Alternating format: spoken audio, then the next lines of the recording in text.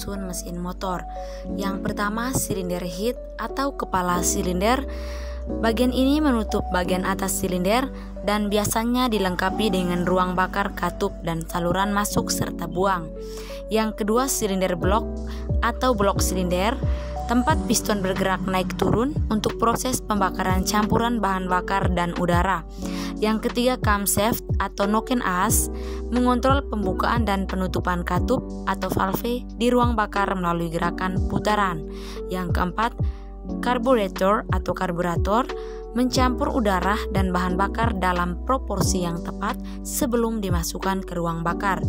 Yang kelima, connecting rod atau batang piston, menghubungkan piston dengan cara crankshaft dan mengubah gerak bolak-balik piston menjadi gerak rotasi.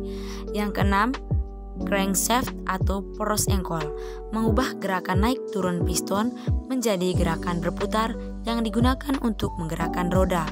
Yang ketujuh, baterai atau aki, yakni untuk menyediakan energi listrik untuk menghidupkan motor dan komponen kelistrikan lainnya seperti lampu, klakson, dan starter.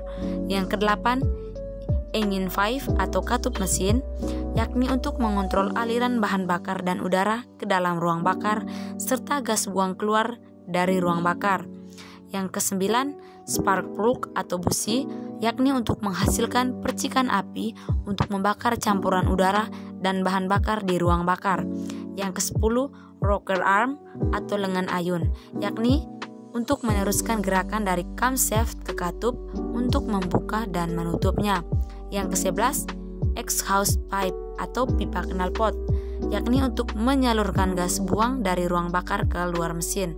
Yang ke-12, air filter atau saringan udara, yakni untuk menyaring udara yang masuk ke mesin dari debu dan kotoran agar tidak masuk ke ruang bakar.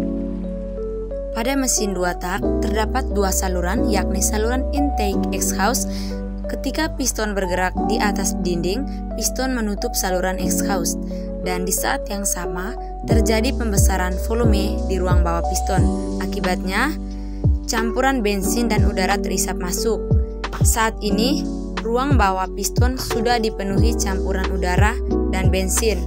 Kemudian, ketika piston bergerak ke bawah, campuran udara di ruang bawah piston terdorong ke ruang atas piston melalui saluran transfer, sehingga saat ini ruang atas piston sudah dipenuhi campuran bensin dan udara. Ketika piston kembali bergerak ke atas, terjadi kompresi atau penekanan campuran udara dan bensin. Kompresi bertujuan untuk menaikkan tekanan dan temperatur campuran supaya lebih mudah terbakar dan energi potensialnya lebih besar. Tapi di saat yang sama terjadi pembesaran volume di ruang bawah piston dan saluran intake terbuka serta exhaust tertutup, sehingga campuran udara dan bensin terisap ke ruang bawah piston. Dengan kata lain, ini adalah langkah 1 yang terdiri dari langkah hisap dan kompresi.